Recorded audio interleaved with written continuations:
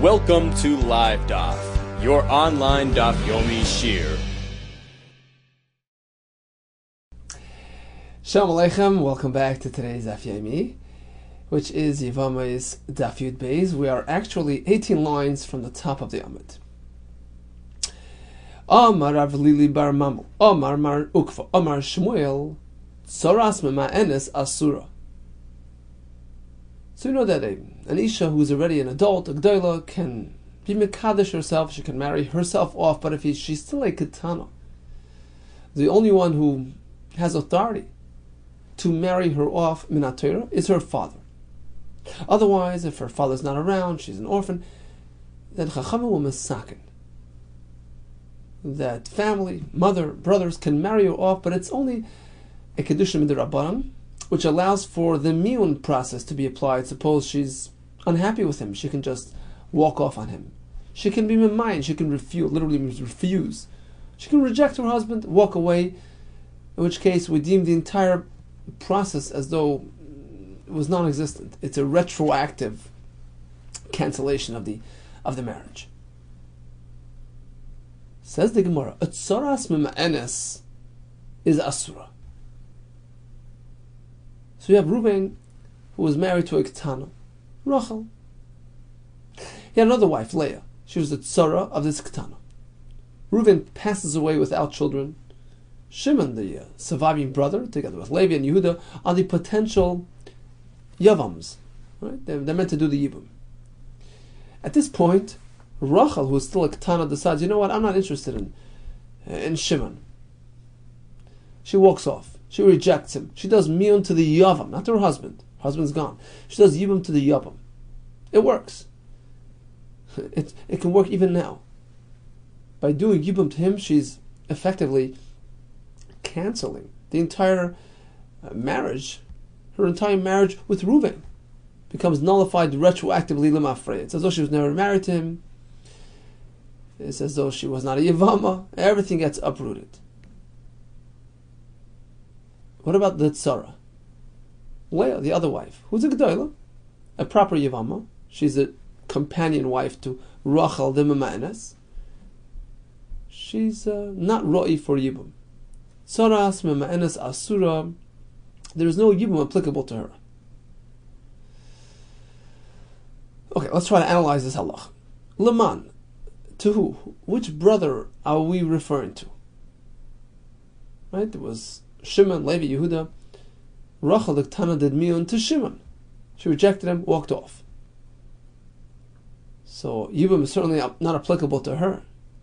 It says, she was never married to Reuven. But not only is she off the table, Leah as well is Asr. To who? Ilema la'achim. To the remaining brothers, Levi and Yehuda, not Shimon, the fellow who got this miyun treatment from Rachel, not to him. To the other brothers. What can be the problem with that? Why can't they interact with Leah? Hashta higufa shaya. Well, even Rachel herself can go ahead and marry Levi and Yehuda.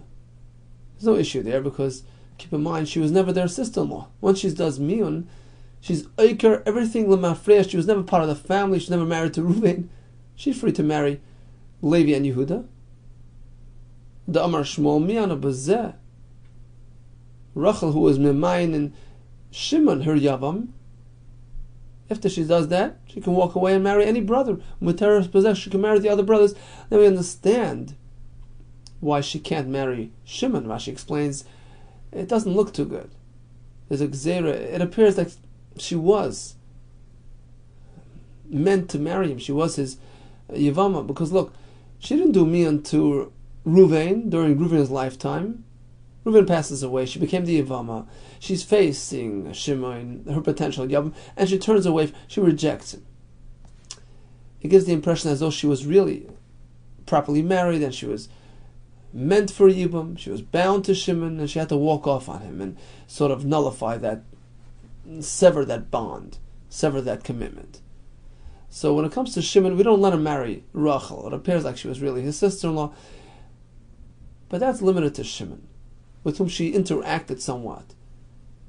But to the other brothers, they don't reckon with this whole episode. As far as they're concerned, Once she does mian, she cancels her whole history. She was never married to Reuven to begin with. And if that's the case, if Rachel herself, Lima Ma'enes, can marry Shimon and Levi, so Rasa Mibaya. Is there a need to even discuss the other woman, Leah, who never had any interaction with any brother? Rachel did the mian. Leah was just sitting idle on the side. She never did anything. It didn't appear at all as she was part of any process. Of course she can go marry Levi and Yehuda. She's meant to marry them. She's the Yevamos.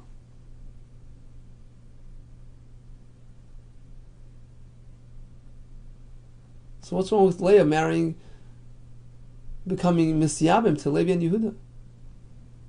Oh, Elul Day. We must be speaking about Shimon himself, who had that mian interaction with Rachel.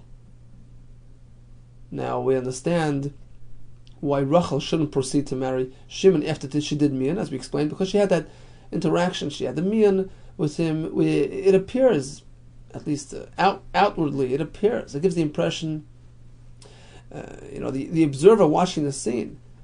Rachel's husband passed away. She's falling Yibum to Shimon. She rejects. She leaves. It seems like there was a Yibum interaction here. She was a Yevamos to Shimon. So after she does mian, he can't just turn around and say, "Look, you know what? You've now turned yourself into a stranger because you mevatel your entire marriage to Reuven, my brother. Come, let me marry." No, you shouldn't do that. It appears like she was really his sister-in-law, and of course, one may not marry a sister-in-law out of the context of Yibum. So that's understood. But the tzara, Leah, why can't she marry Shimon? Why can't he do Yibum to the tzara? He had no experience with her. He had no interaction with her. She's a regular Yevamos.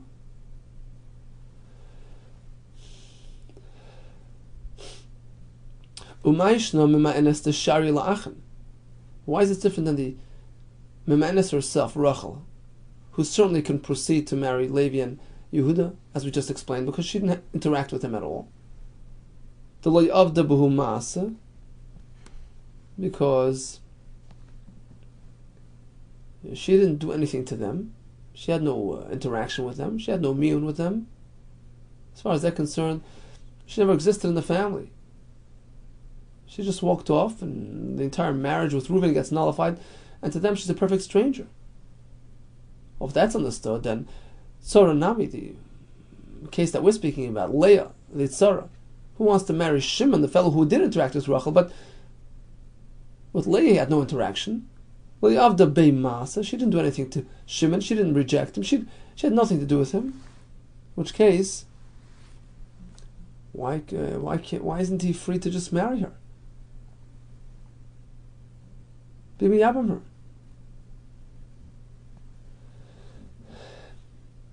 If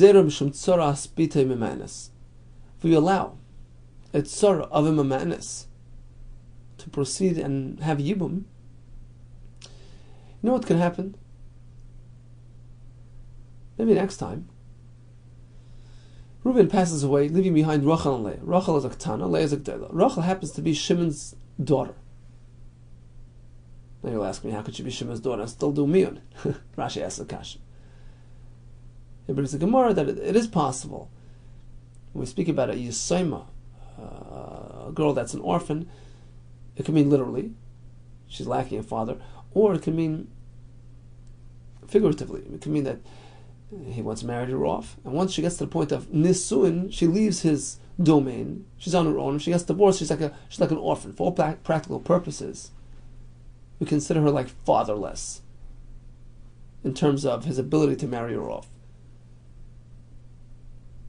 So something like this happened.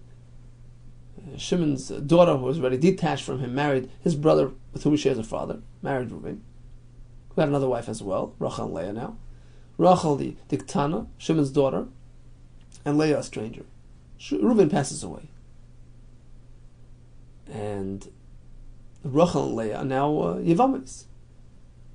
Rachel turns to her father, Shimon, and says, "I reject you, miun. I'm walking away." If we allow Shimon to marry Leah, it gives the appearance like Leah was Tzoras Bita. People won't necessarily get to the bottom of things. They'll say, well, look, Rachel was an erva to Shimon, his daughter, and Leah was the Tzoras erva. And look, he married the Tzaras Erva. He married Leah. You won't realize, look, Rachel did Miyun, which in turn overturns the situation and uproots the entire marriage with Reuben. Says, oh, she never was married. You won't really get to the bottom of that. On the surface, it appears like Shimon married a Tzaras Erva, which is awesome. On account of this, we say every Tzaras Mima'enes should not have Yibum or Chalitza from the fellow who accepted the Miyun. Gzeira Mishum Tzaras B'tei Mima'enes. So again, if we have Reuven and Shimon, Reuven passes away without children, leaves behind Rachel, who's a Ketana, and Leah, who's a Gdoila. Rachel walks over to Shimon, one of the brothers, Miyun. We don't allow Shimon to interact with Rachel, because it appears like she was really his sister-in-law, because she had to do that whole Miyun process, and therefore he shouldn't interact with her anymore. And Leah as well. A Gzeira, on account of the case where Rachel may have been Shimon's daughter. And then it appears like Leah is a Tzaras Erva. So on account of this concern, we disallow Yibum, Chalitza, to a Tzaras Mima'enes, with the brother who was involved in the Miyun. But of course, the other brothers, this won't have any effect, because the other brothers were not involved in the Miyun, they were out of the picture, they're free to do what they want. Really, that's a problem with Tzaras B'tei Mima'enes Mi'asira? Why is it Tzaras B'tei, who did Miyun, Asr? Think about it. Miyun means there was no marriage to begin with. It's not like a get, which severs the relationship going forward. Mikano lahabo. Miyun is lemafreya. So say Reuven was married to Shimon's daughter. Rachel was Shimon's B'tei. Leah was a Tzara. Reuven was Mace. Shimon is facing Rachel, his daughter, and Leah, the stranger. And Rachel does Miyun. She's off the table. She's off the map. She's expelled herself from the family, retroactively. But Tzaras B'tei Mima'enes Mi'asira? Why would this Tzara of his daughter who did Miyun be Asr? Tzaras Erva is Asr. She's not Tzaras Erva. The Erva is non-existent. She's gone. She was never here. Atanan, we have a Mishnah. If an Erva leaves the scene, she does Miyun. We're assuming even if she does Miyun to the Yavam after her husband's death, that Miyun nullifies everything. She's not around. The Tzaras Erva is not a Tzaras Erva. She's a plain Isha, Yevamos, was unaffected by the Erva who's no longer here. The Miyana B'man, who did she do Miyun to? Ilema the Miyana B'bal. Oh, maybe she did Miyun to her former husband, to Reuven, during his lifetime. Maybe that works. Well, Haine Grusha, if so, that's a repetition of the case of Grusha, which is a similar case where the husband does Gerushin. Reuven divorced her while he's during his lifetime. Why would the Mishnah repeat another variation of the same concept? Elo lav b'yavam. Oh, Miyun means she rejected the Yavam. So even if it happened after her husband's death, she can reject, she can nullify and uproot everything. And she's not here, and the other woman is not a Tzaras Erva. Lo elam b'bal. No, she did Miyun to her husband during his lifetime. And that's when it works.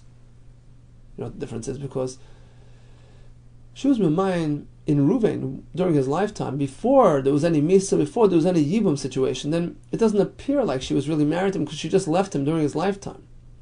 So that's what the Mishnah is speaking about. Lo elam b'bal.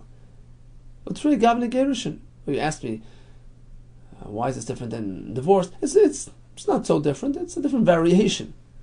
Gerushin is a get, and Miyun is rejection, but either way, she left him during his lifetime. And in this case, the companion wife, Leah, is unaffected by her because she left. She left the scene.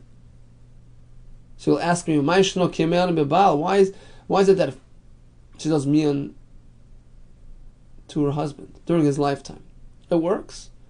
Because she uprooted her marriage. And now Leah, the other wife, is one alone and unaffected by her.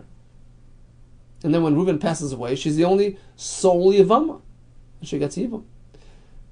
Well, so too, Kimiyana b'Yavam Nami, even if she did Miyun after Reuven's death to the Yavam, that's also a Miyun. Nisuin Kamay Ka'akra. What is she doing? In effect, she's uprooting the entire marriage, her former marriage as well. So Leah is unaffected. She's not a companion wife. She's a sole Yevama. Rachel's not here. It's a Rabbanon. We're concerned about public appearance. It appears like the Erva was part of the Yibum equation. Look, her husband passed away. She was committed to Yibum. Now suddenly she wakes up and walks away. It doesn't sound. It sounds like she was really here. She was really married, and she was part of the picture. It's Xera with the Rabbanon. In this case, we don't just say, well, the Erva, the Erva is non-existent, the Tzara is unaffected. We have to put the Erva into the equation. It's the Rabbanon. Mishum the Tani Rami Bar Yecheskel.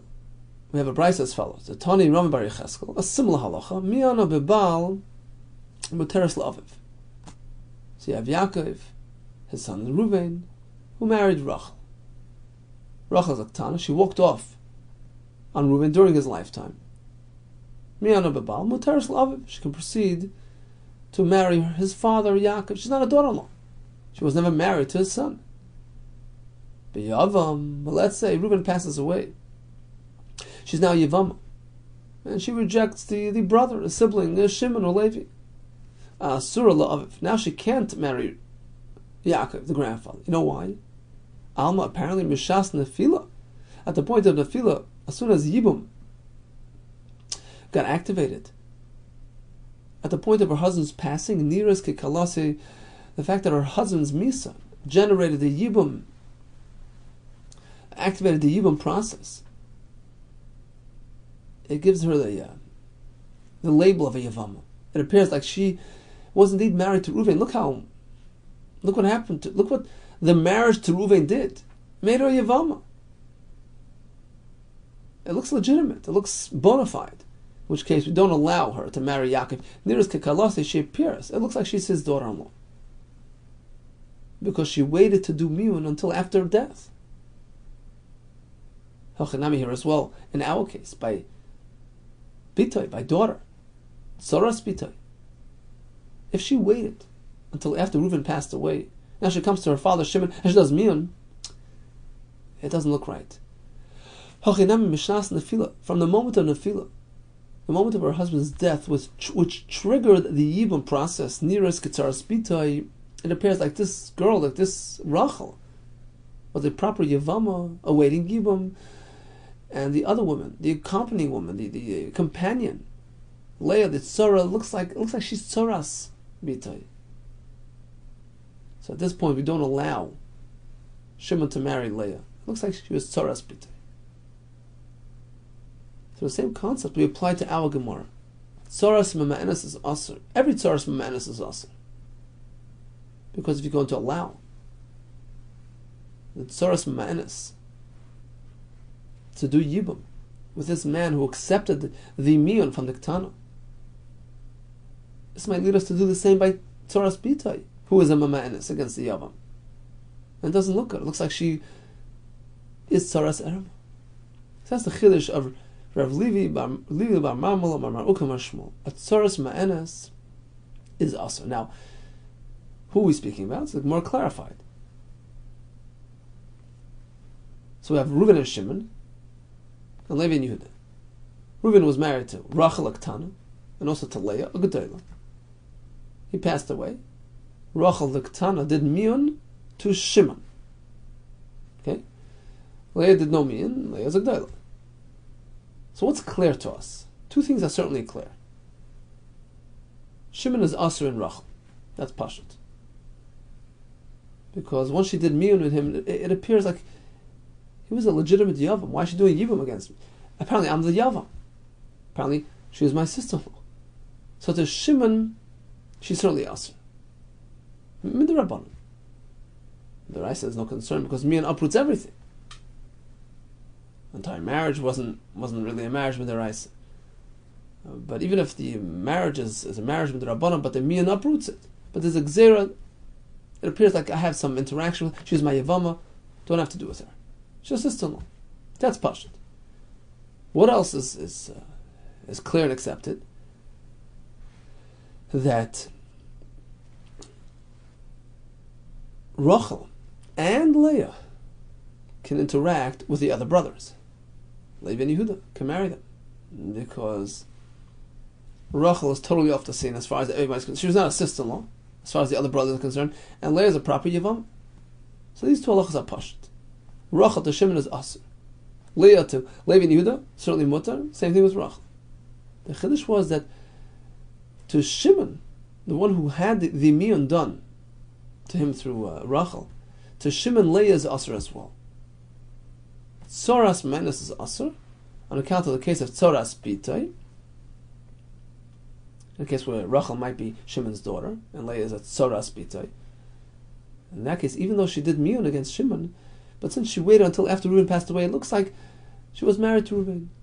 The marriage prompted the yibum. In which case, there's an erva in the yibum equation, and if you allow Leah to marry the brother, it looks like he's marrying a tzaras erva, and therefore we disallow any tzaras erva, any tzaras ma'enes to undergo the yibum process.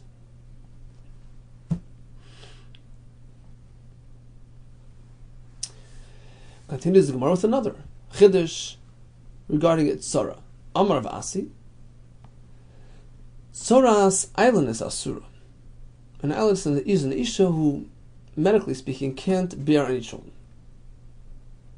So not only is the islandess herself asur from yibum, the whole point of yibum is to reestablish her departed husband's family. Well, she's not roy for that. She's not a yibum candidate.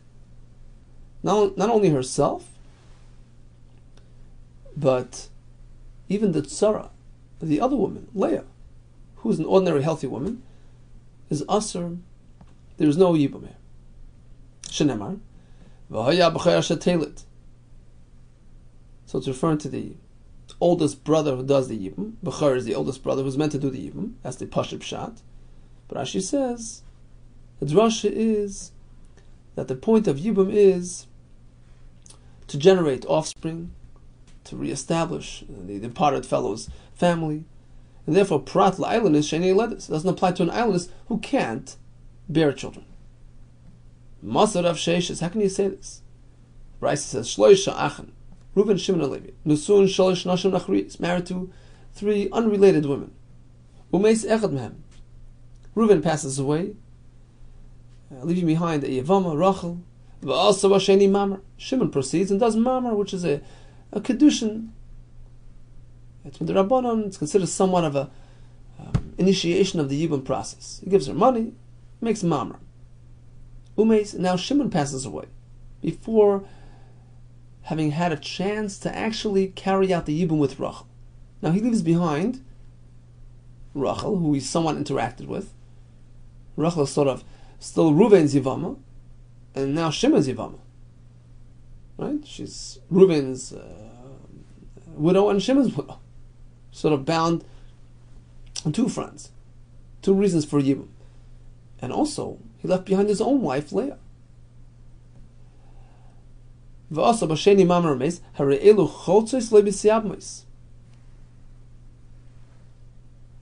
what happens is, we're in a dilemma, a quandary.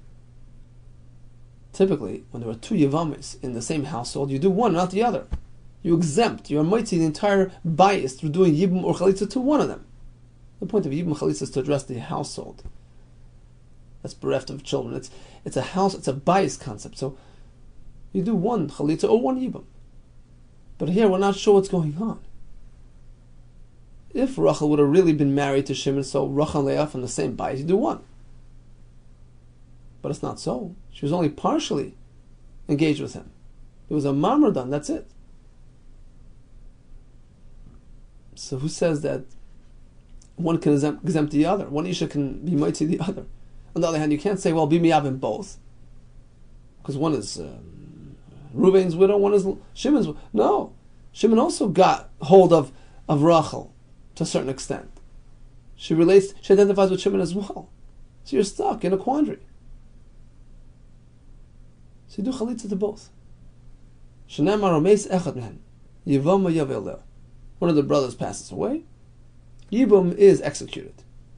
We learn if she's a Yevama due to one person's death. It only applies to an Isha who's bound, Zika means she's bound to Yibam on account of one.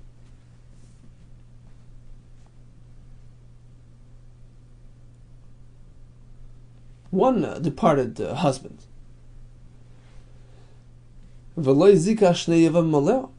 As opposed to this Isha who has two reasons for Yibam, Reuven and Shimon.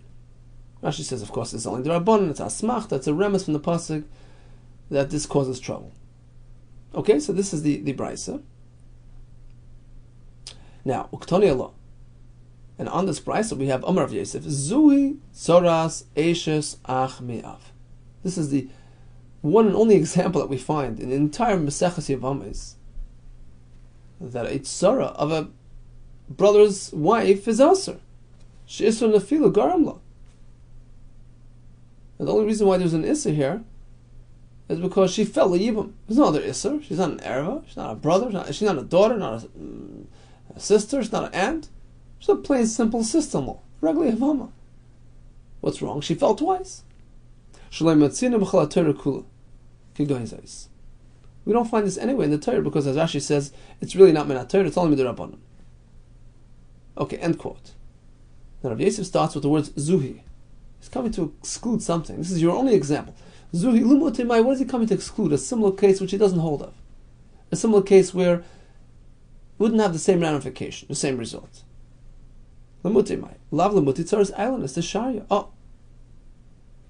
Apparently, he's coming to exclude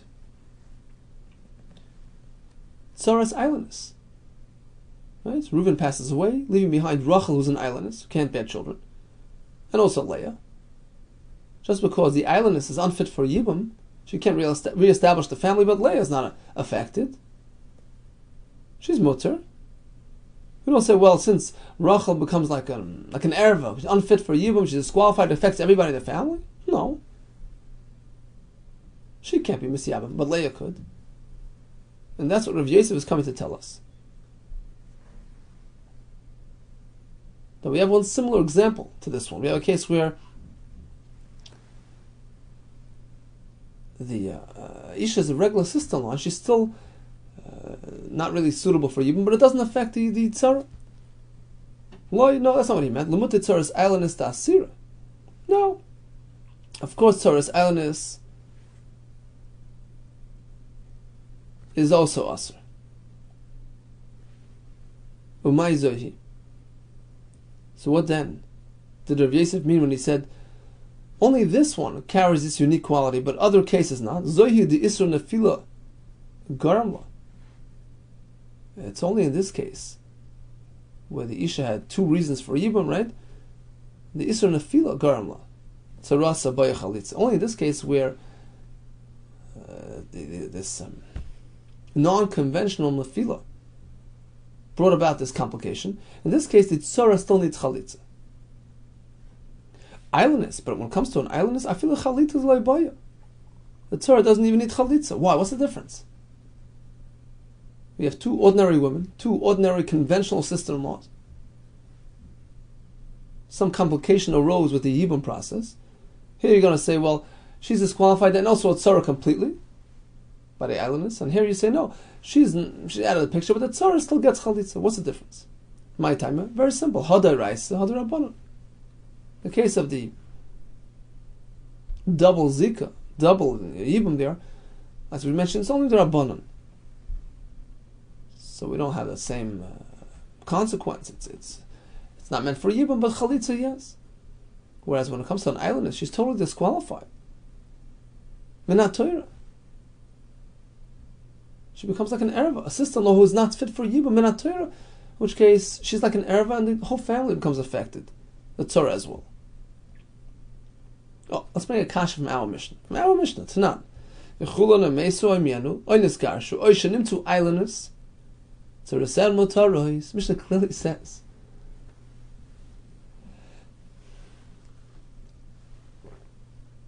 that, let's say Reuven, the departed man, was married to Rachel and Leah.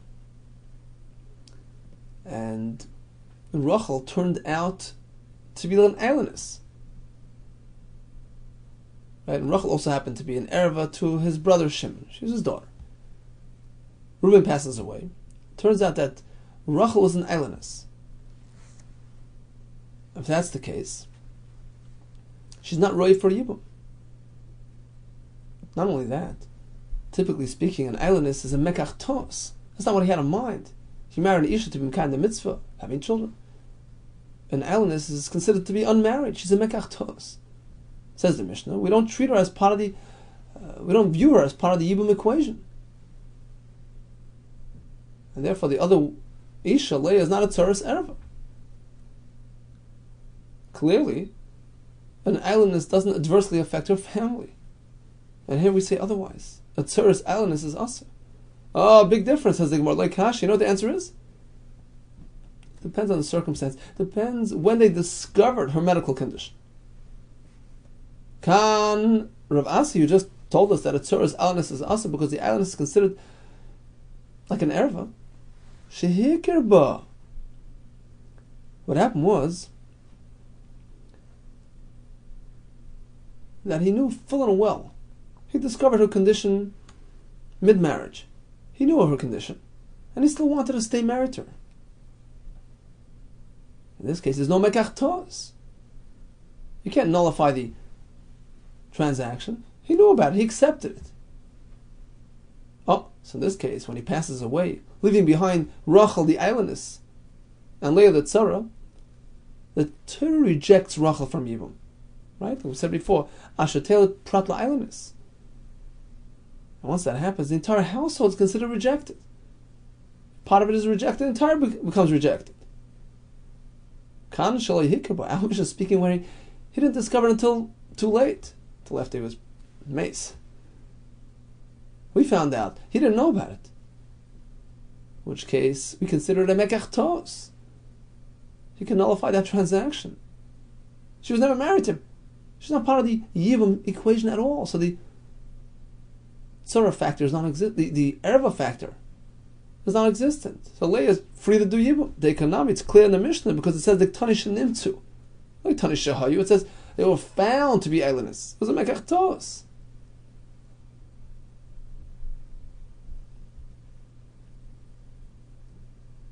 In which case, she was never married to him. Shema Mino, this Lashon in the Mishnah is a clear indication that indeed we're speaking about a different type of case. It was discovered later. So Mekach Tos. Rashi actually learns that Hikirba was, he knew about it before he married her. Oh, that's better. He knew about it before he married her.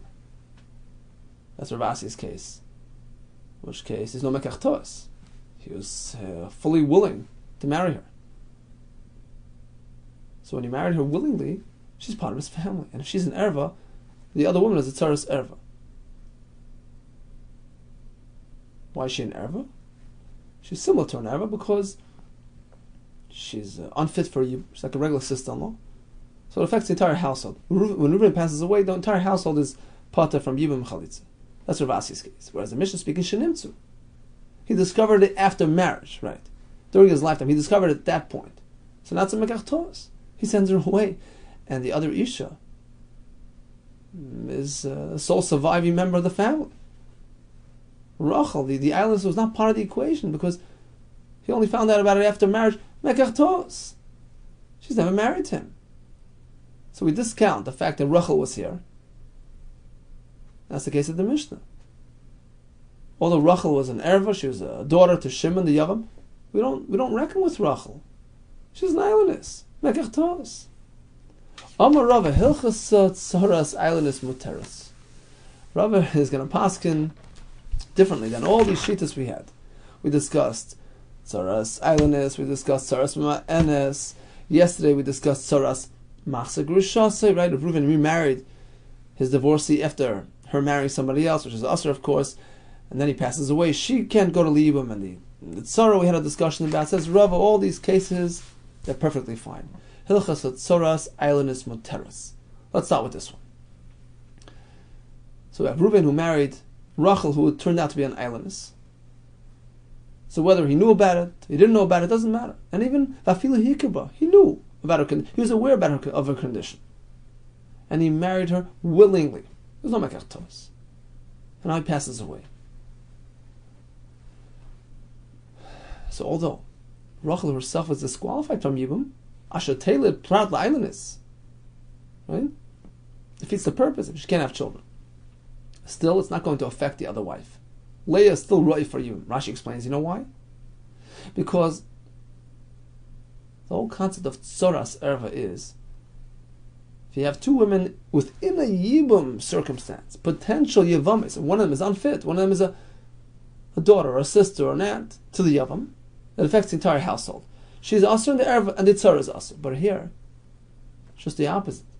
The islandess is not royally yibum. Nothing to do with the fact that she's a sister-in-law. She's not royally yibum. Right?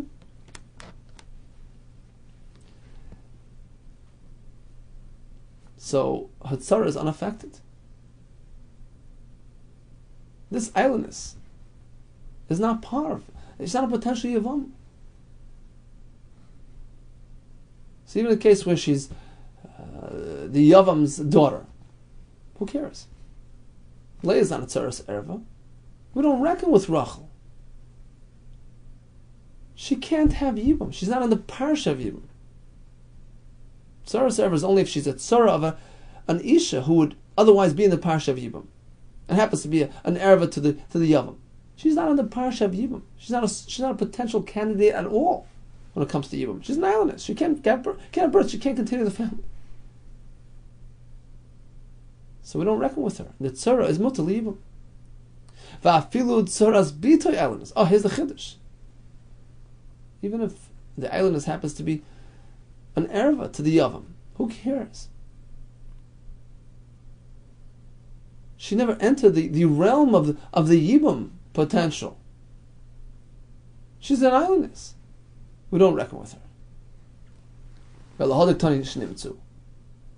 why does the Mishnah use the lashon? Well, the islandess was discovered, which sounds like the only reason why we ignore her was because he only found out about it later, in which case she's a mekach tosh. That's why she's not around. But let's say he would have known about her condition and remained married to her willingly. In that case, perhaps the Leah, the accompanying woman, would have been a tzaras erva if this islandess is an erva to Shimon, the surviving brother, the tzara is affected as well. Tani shehayu. Let's relearn the Mishnah shehayu. If Shimon's daughter who was married to Reuven was an islandess, whether Reuven discovered it later or discovered it earlier, doesn't matter. An islandess is not a yavam. So we don't reckon with her. And Leah, the companion wife, is mutal yibum. Ki also Rav and Rabbi Yehuda Achas tzaras ma'enes. Oh, going back to that halacha. A tzara of a ktana who did miyun to the yavam. V'achas tzaras islandess, like we just spoke. V'achas tzaras masa grushasai, like we had yesterday. Kulan mutarais. In all these cases, although the islandess herself is disqualified, the ma'enes herself carries a concern with the yavam. It looks like they had some interaction, there was some sort of relation between them. And in the case of masa grushasai, although he's not meant to remarry the grusha, but in all these cases we don't treat it like an erva, and the tzara is free to proceed with yibum or chalitza. Continues the Gemara. Tani Rav Bevi kamed Rav Nachman. Rav Bevi presented Rav Nachman a brayso. Sholish nashim mishamshis b'moich. In the following three cases, an isha should place some sort of moich material, some sort of barrier, which would block the man's zera from entering her guf because of sakana. Rashi says mutaris. In this case, it's a heter because of sakana. Ktana mu'beres uminika. An isha who's still a ktana. An isha who's already expecting. And manika, an isha who's nursing. The Gemara explains. Ktana shamatis aber v'shamatomas. By ktana, the concern is that she might become expecting, and in that case, she might pass away due to that experience. So she should place a moich to protect herself. By umu beres, an expectant woman.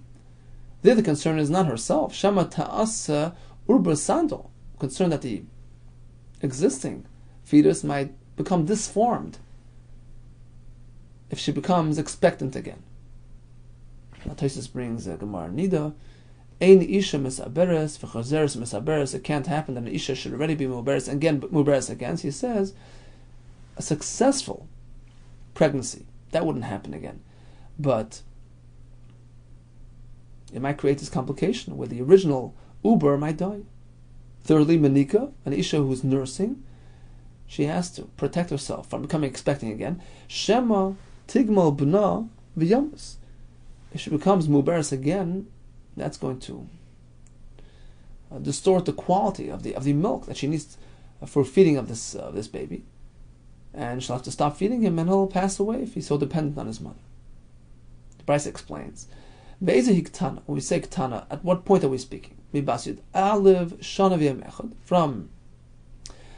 at the point where she's 11 years old on one day, basically means 10 full years and 1 day into the 11th, ad yud beis shana of yemechad, until she's bas mitzvah. 12 years and a day means she reaches 12. She's done 11, she reaches 12 and a day.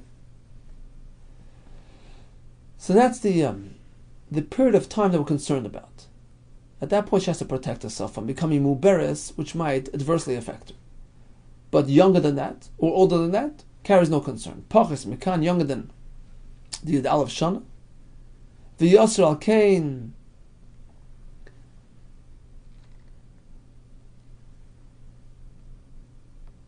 or older than 12, right? From 12 and up.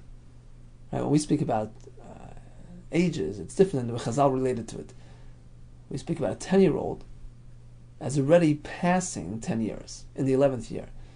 So just for clarity, when the Gemara speaks about mi bas yud aleph shana or bas yud beis shana, means having entered the 11th year, entered the 12th year. Okay, so younger than that, older than that, mishameshes kedarka v'leches, she can proceed with tashmish as usual. There's no concern at all. Why? Because below 11, there's no chance of becoming expectant, and above 12, it carries no danger if she becomes muberes. Whether she's 10, 11, or 12, mishameshes kedarka v'leches, do things conventionally. U'min hashamayim yirachmu, Hashem will watch over her. Hashem looks after. People who just are passy, they're just do things, follow the norm. Oh, so that's the Bryce. How does this pertain to Maseches Yevamos and to our mission? Here we go.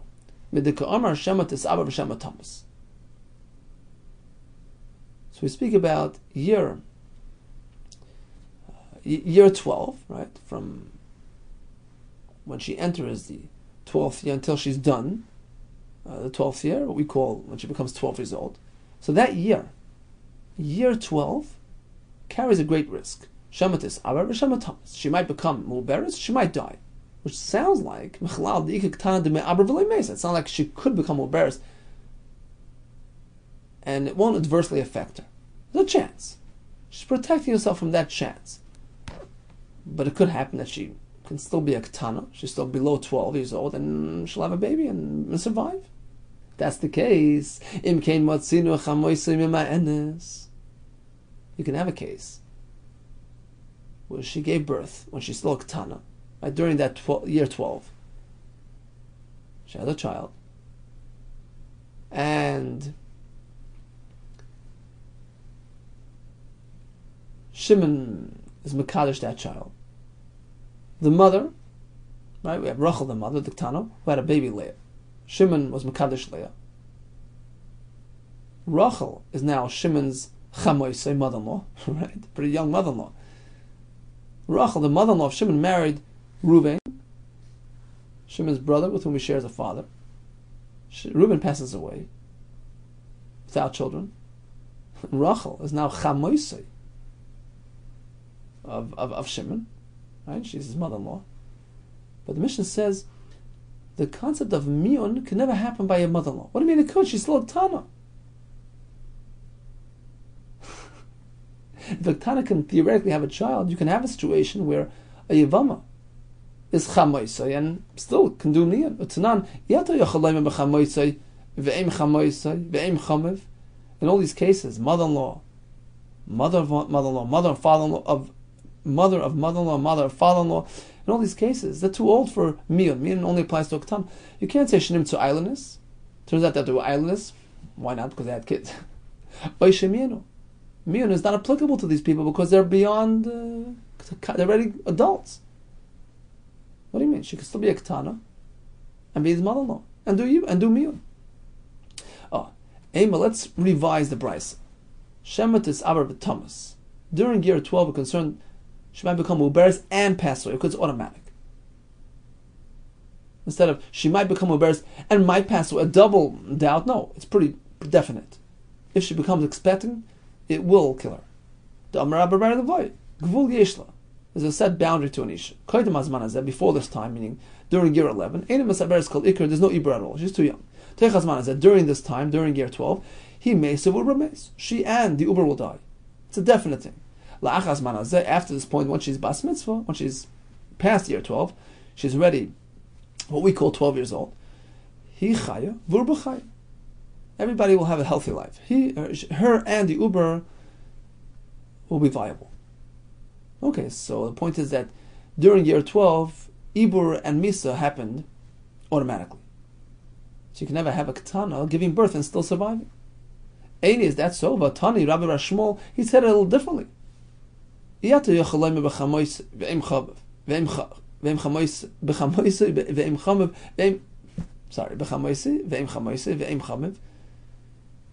islandness. You can't apply the term islandness to these individuals. Likewise, they can't do miyun. Why? He doesn't say because if she's a mother-in-law, i.e. she had a child, it's indicative of the fact that she's already an adult. He's not saying that. He adds two words. Shekvar yolda, because they gave birth. Which sounds like she could still be a Ketana. Otherwise he would say, well, a mother who had offspring can't do miyun because the very fact that she had a child indicates that she's a Gdoila and she's past miyun. No, he's not saying that. He said miyun doesn't apply because she's already a mother. She gave birth. So it sounds like a Ketana can give birth. You're right. We said before that the Ketana can be Meshamash b'moich. We're concerned that during that middle year she might become this Aber and might die. That's true. It's not automatic. You can have a pretty rare case where a Ketana, right before she turns 12 years, she can have a child and survive. Vela kashihach. Oh, so the kasha is back on our Mishnah. A mother-in-law can't do miyun? She could. She happens to be a mother-in-law and a Ketana. Amar of Safra, banim, harihem kisiman. That's true. She's still underage. But we consider her Gedola. The mere fact that she had children is the biggest indication of maturity. It's like finding pubic hair. It has a din of simanim. And therefore, miyun is unacceptable at this point. That's all the Mishnah meant. Physically speaking, even a Ketana can sometimes give birth and survive. But her birthing experience is an expression of maturity. It's tantamount to simanim, which case we treat her like a mature adult. And miyun is not applicable. Some had a different version. Banim, having children, actually are adifim simanim, are greater, bigger raya, or even a greater indication of maturity than just simanim hairs. Man of community, what's the point of adding this? Even Rabbi Yehuda holds that miyun is acceptable. Ad sheyar b'hashachar. He says if you have 2 sa'ares of maturity, that's not going to stop the miyun process. You have to have shachar and an abundance of black hair. So, according to him, you have to have a greater expression of maturity to nullify, to discount miyun, to disqualify the isha from miyun. Well, b'manim moidev, she has children. That's already the greatest expression of maturity in adulthood. In which case, miyun is no longer applicable to her. Here comes a third version. Rav Zvid Amar ein banim b'lo simanim. Rav Zvid holds that even if she's less than 12 years old, and she has simanim, pubic hairs of godless, that would allow us to consider her G'dayla. That's his chiddush, discussed at length in the Gemara. Neither elsewhere. So says Rav Zvid, if she has children, that's a raya that she had simanim. So even if she's underage, we consider her G'dayla. Why do you need this type of equation? Well, if there's bottom, there must be simanim. Just check. Have an isha checker. V'nibdaik. Let's see what's going on. Chayshina shemanashu, concerned perhaps the simanim, the hair fell off, and you don't have any indication of godless. But the fact that she had a child, that's the right. That's only a concern according to the one who says we're concerned that perhaps hair would fall off. According to the other shita who says we're not concerned about hair falling off. Michael Amemar. So then just check the hair. Why do you have to come on to the childbirth as a raya to simanim?